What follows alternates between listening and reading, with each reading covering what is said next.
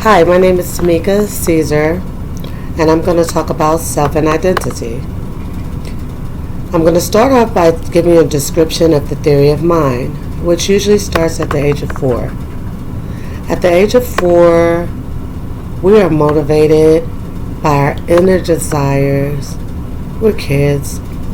We're not really identifying what we want yet. We just go based upon what we learned from our parents, what we see our siblings do, and we often want to do what they do.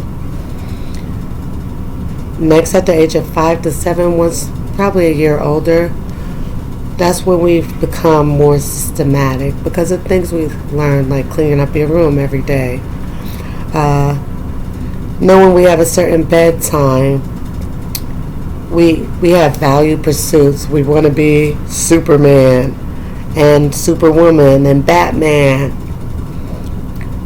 And we often learn that's the time that we start to go to school, and we look at our teachers and we do what the teacher has taught us.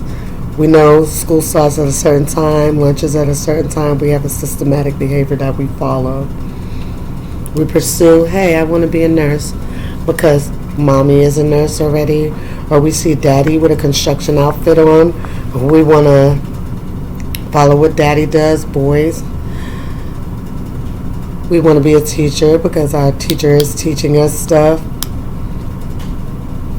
And then, throughout the years, as we become teenagers, that's when we are challenged with our identity.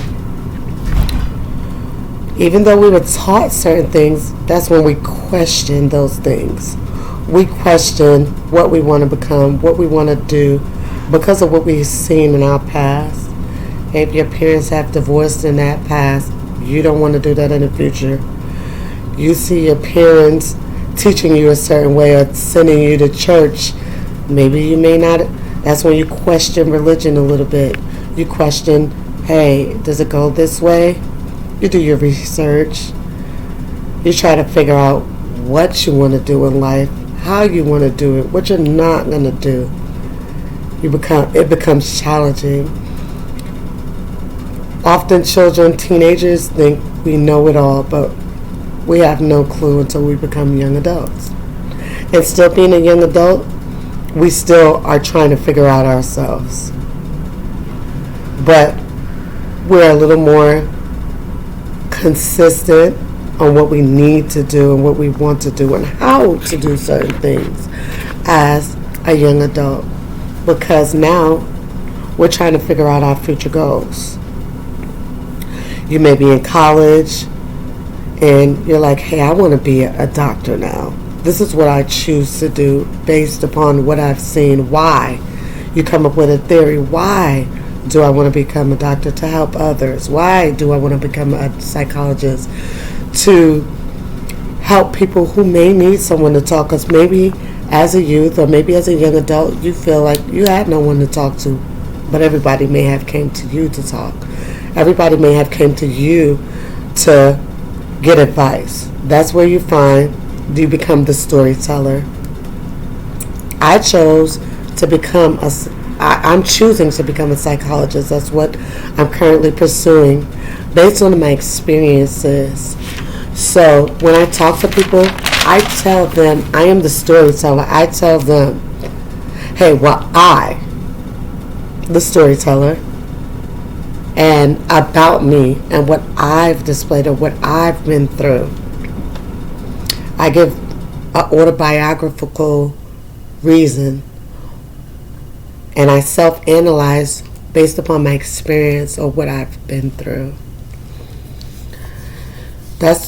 We become authors of our own stories. As a child, you don't know your story. You're still developing a story. As an adult, you have a story to tell based upon your past. That's how you find your identity, from your past experiences. That's how you become who you want to become, based on what you have went through in life, the challenges, even careers. I choose to go to school for psychology because of what I've seen in life. I found my identity by my past experiences, and I hope you are able to do the same thing as well. Find yourself, learn from what you've been through to help someone else.